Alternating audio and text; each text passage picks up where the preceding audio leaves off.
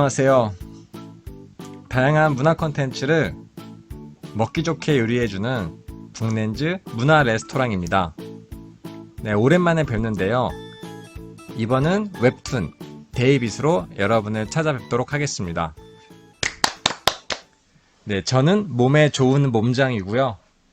안녕하세요. 2020년에도 팟캐스트의 천재가 되고 싶은 노력하는 부기입니다. 네, 반갑습니다. 네, 네이버 웹툰에서 연재 최근에 종료된 데이빗이라는 웹툰은 20화, 그래서 짧은 웹툰이기 때문에 지금 바로 이제 보실 수도 있는 작품이에요. 저희가 작품 내용 내에서는 이제 스포일러를 포함하고 있지만 전체적으로 철학 웹툰이라고 할 수 있기 때문에 다양한 생각거리를 나누는 것 위주로 보도록 하겠습니다. 우선 간단한 줄거리 소개 부기님 부탁드립니다. 네, 스포일러 주의!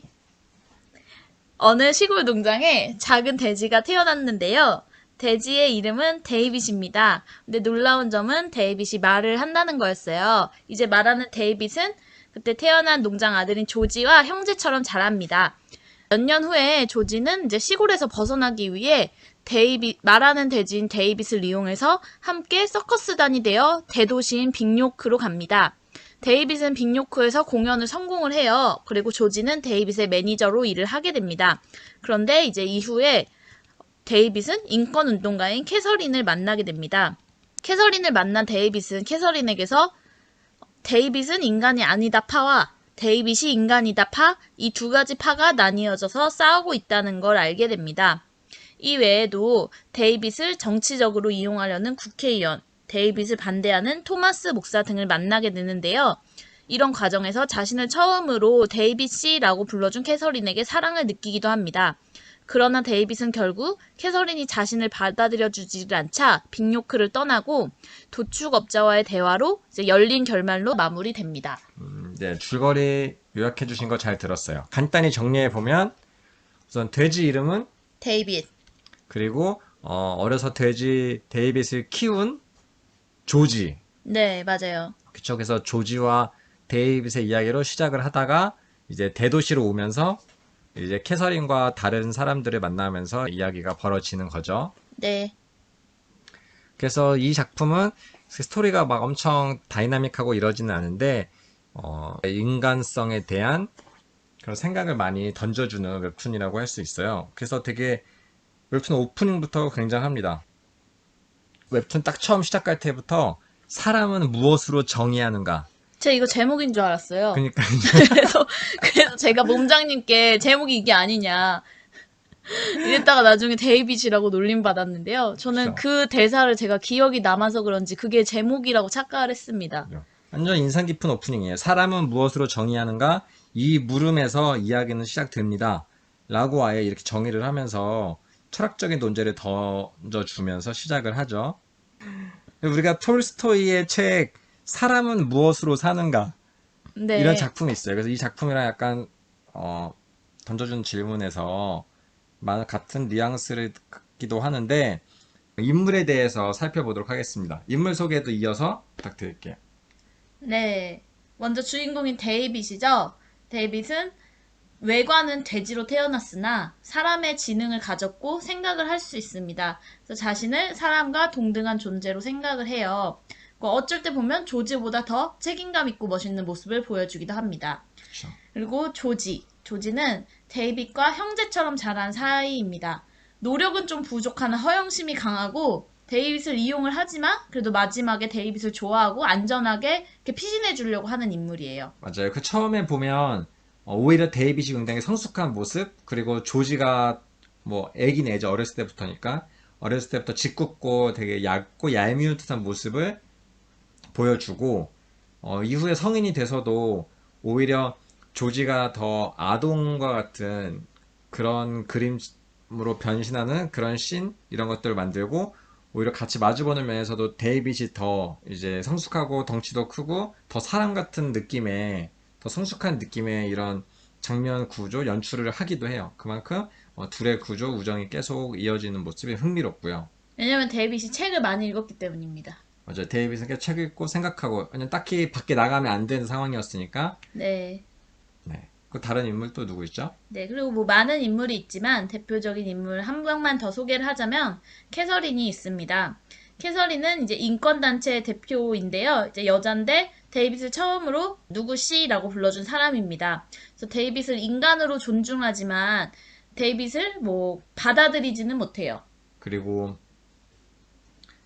많은 사람 댓글들에서도 이제 논쟁이 됐었죠. 정말 그래도 여자와 남자의 관계로서 볼 수 있는 것인가 그것에 대한 이야기를 펼쳐주는 그래서 데이빗과 조지와 캐서린이 세 명의 메인 인물이라고 할 수 있습니다. 그래서 우리가 나눌 이야기가 참 많은데요. 우선 전체적으로 작품을 어떻게 보셨나요? 네, 저는 그 맨날 싸움이 펼쳐지고 연애가 펼쳐지는 웹툰 시장에서 물론 그런 것도 좋아합니다. 하지만 철학적으로 생각하고 고민하게 되는 만화를 만나서 좋았고요. 글이 굉장히 사실 많아요. 그래서 한 편의 책을 읽는 느낌으로 천천히 보게 되는, 짧지만 천천히 보게 되는 웹툰이었습니다. 저도 사실 인기 많은 웹툰들 많이 보면 약간 일진물, 뭐 학교에서 일어나는 일들, 뭐 폭력 액션, 좋아하시잖아요. 연애 그런 것들을 이제 어, 마니아. 그런 것들이 많이 나오고 이제 그런 것들 많이 접하곤 하는데 굉장히 신선해서 색깔도 채색도 하나도 안 돼 있고 그냥 맞아요. 그렇죠. 그냥 흑백 톤의 거의 이제 그림으로만 되어 있고 약간 썸네일 이런 거 보면 옥자 느낌도 많이 났어요. 아, 저 옥자. 옥자 포스터처럼 정말 돼지 한 마리가 딱 있는 그런 느낌에서 굉장히 신선했는데 저도 부기님의 추천으로 보게 되었는데 굉장히 많은 생각거리를 나눌 수 있어서 여기서 저도 여기저기 추천을 하고 다니는 그런 웹툰입니다. 인상 깊었던 장면들 몇 가지 나누어 볼까요? 네. 저는 그 비교크에서 데이빗이 어 조지랑 있는데 조지가 이제 여기 너무 너한테 위험한 것 같으니까 돌아가자고 설득을 해요. 그런데 이제 설득하는 조지에게 데이빗이 가지 않겠다고 얘기를 하면서 말을 합니다. 그때 이제 대사가 기억이 나는데요. 삶이란 선택이며 선택할 수 있는 자유가 있기에 결정에 따른 책임도 따르는 것이라는 것. 그리고 자신이 걸어온 길에 대해서 책임은 나만이 지는 것이다. 내가 이 길을 걸어오고 사람으로 존재할 수 있는 이유는 인생은 자신의 삶에 책임을 지는 것이기 때문이다. 이렇게 얘기를 합니다. 그래서 그 책임을 온전히 질 수 있는 사람만이 사람으로 인정받는 것이다. 그래서 데이빗의 이런 인간관에 대해서 얘기를 합니다. 그러면서도 또 조지한테 너가 나를 데리고 오긴 했지만 너는 너의 책임만 져 여기 온 것은 내 선택이야. 라고 얘기를 합니다. 요즘에 사실 책임감 없는 사람 굉장히 많아요. 맞아요. 그런 거에 빗대서 이런 외관이 돼지인 데이빗이 책임감에 대해서 말하는 것, 그런 삶에 대해서 얘기하는 것, 이게 굉장히 인상 깊었습니다. 딱 그때가 데이빗이 되게 혼란스러워 할 때 집에 가서 그냥 쉬고 싶다. 내가 이렇게 유명인이 돼서 많은 사람들의 논란거리가 되는 것에 피곤함을 느끼고 이럴 때 굉장히 많은 고민을 하죠. 돌아갈까 그냥 이런 거 다 때리칠까? 라고 했을 때 자신의 선택을 긍정하는 그 네, 한마디로 이제 나왔죠. 맞습니다. 저는 완전 초반에 돼지 죄송합니다. 데이빗 너무 돼지라고 성공했는데 정말 너무하시네요. 데이빗이 책을 읽는 초반 아주 장면에서 사람을 디스하는 장면이 나와요. 그래서 어떤 책을 부분을 읽는 건데 사람은 생산도 하지 못하면서 쓸 줄만 아는 유일한 동물입니다. 우유도 계란도 만들지 못하고 힘도 약해서 쟁기를 끌 수도 없는 사람이 동물들의 주인 행세를 하려 합니다. 아이러니하네요. 네, 이거를 이렇게 책에서 이렇게 읽고 이야기하면서 나름 이해하는 부분인데 우유나 계란 만드실 수 있나요? 그렇게 보면은 이 동물들이 봤을 때 우리는 생산 능력이 없는 그쵸. 존재를 보는 거죠. 완전 약육강식의 최하위에 있는 것. 네. 근데 그러면서도 이 데이빗은 이걸 읽으면서도 자기를 사람에 빗대어서 계속 생각을 하고 있다가 이제 어느 에피소드가 터지고 주인이 이제 직면하게 해주는 거예요, 현실을. 너는 사람이 아니다. 라는 걸 직면하게 해주려고 이제 데이빗의 어머니, 데이빗을 낳은 그 친모 돼지한테 이제 끌고 가서 보여주는 음, 장면. 그래서 큰 충격을 받는 데이빗의 모습, 이제 그 실루엣으로 또 되게 고개 숙이면서 내가 받아들이지 못하는 그런 모습도 되게 인상이 깊었어요. 슬프네요. 그쵸. 처음에 인간을 좀 디스하긴 하지만 그래도 계속 이거 인간이 되고 싶고 인간으로 인정받고자 하는 데이빗의 노력 이제 계속 지속이 되죠.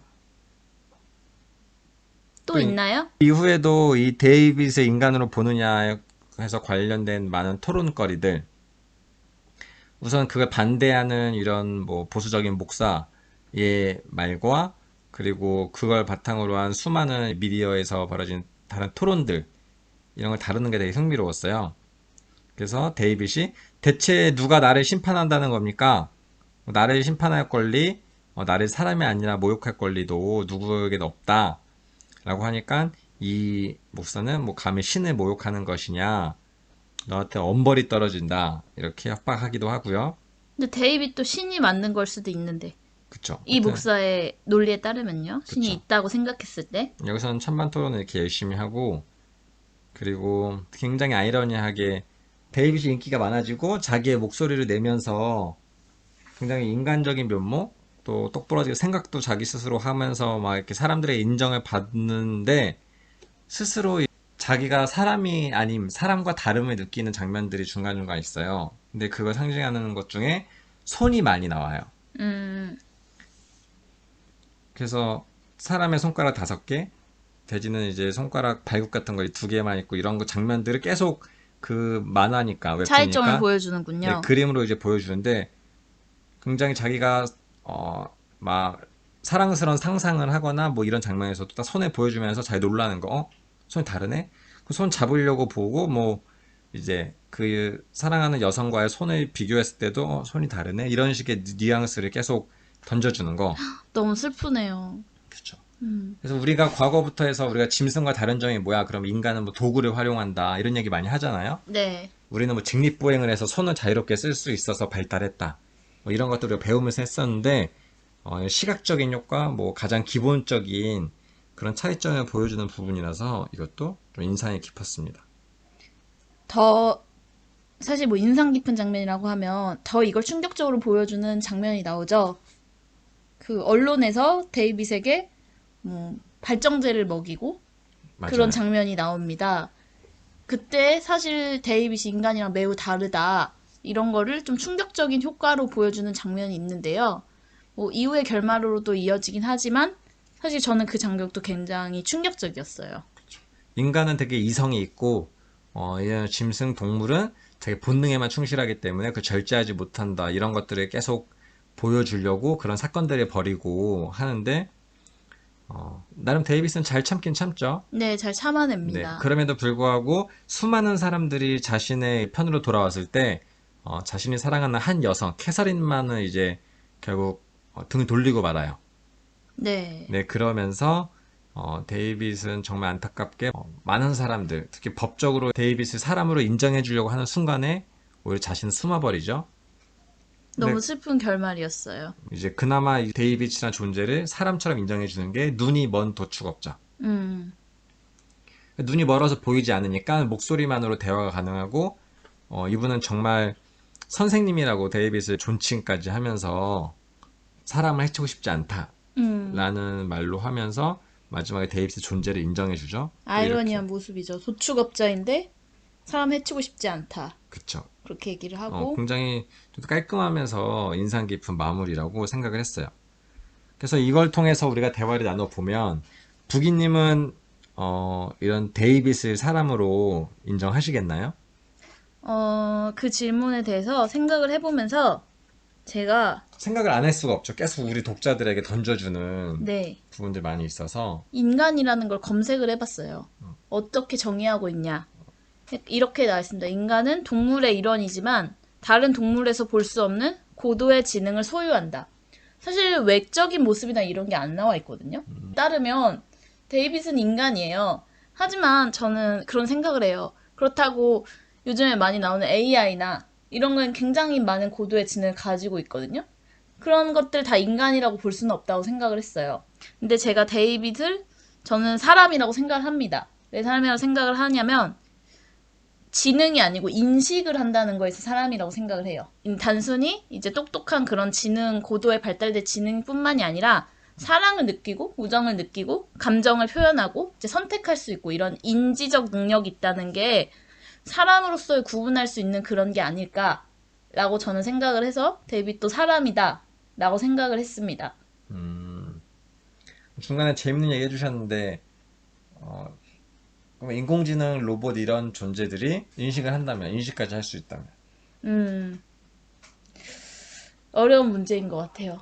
그 그쵸, 좀 이게. 고민해봐야 될 문제입니다. 그래서 이 질문 자체가, 뭐 과거에는 우리가 동물과 사람을 비교하고 막 이제 했다면, 지금은 인간과 인공지능 로봇에 대한 음, 비교도 많이 하고 있거든. 오히려 이쪽은 후자가 더 많이 되고 있어요. 이 과거의 데이빗의 관계보다 지금 수많은 SF 소설이나 영화나 웹툰들이 굉장히 발달해가는 기술 속에 인공지능 로봇들을 우리가 사람으로 인정할 수 있는가?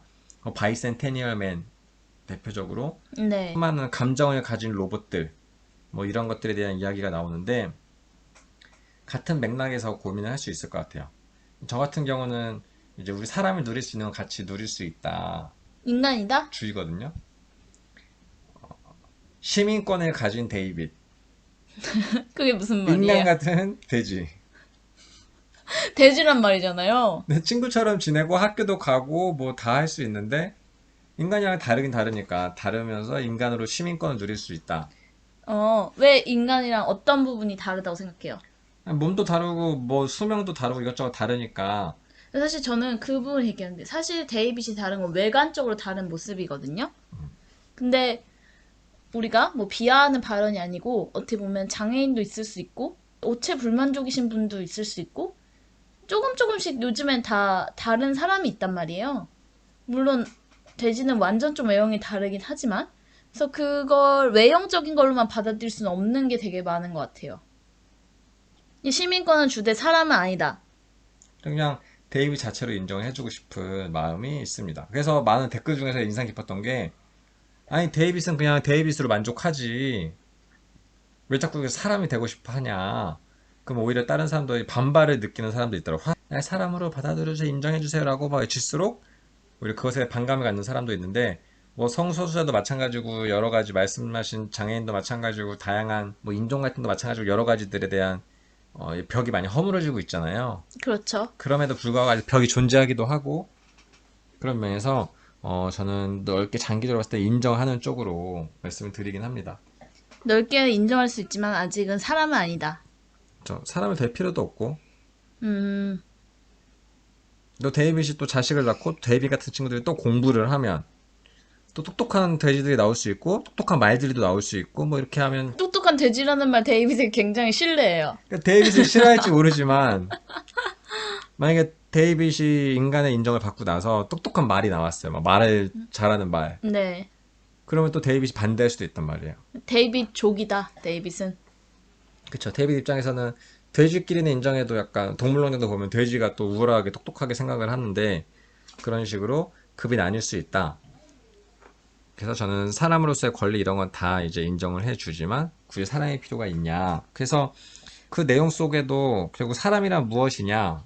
그래서 저는 스스로 생각하는 거 네. 누가 시켜서 막 이제 하는 걸 스스로 생각하고 나름의 사회적인 관계를 맺고 뭔가를 만들어가고 이런 주체성과 사회성과 창조성을 생각하면 데이빗은 그 요소는 다 갖춘 것 같아요. 자, 아까 말씀하신 자기 선택도 하고 자기가 주변의 인간관계도 누리고 그리고 자기의 뭐 공연이나 자기 대화 연설 같은 것도 스스로 만들어내고 그런 면에서 저는 이제 그런 사람적인 요소는 많이 갖고 있는 돼지다. 데이빗이다 생각을 합니다.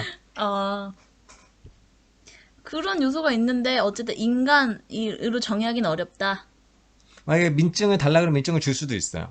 음, 대신 얘를 이제 사람처럼 막 손가락 두 개를 손가락 다섯 개로 다시 막 수술해서 만들고 인간과 같아지게 만드는 거에 대한 거부감이 있다는 말씀이신 거죠? 그냥 내 거부감이라보다는 얘가 그럴 필요가 없다는 생각이 들어요. 음, 왜냐면 이런 친구 한 번 생기면 그 이후에 계속 생길 거니까.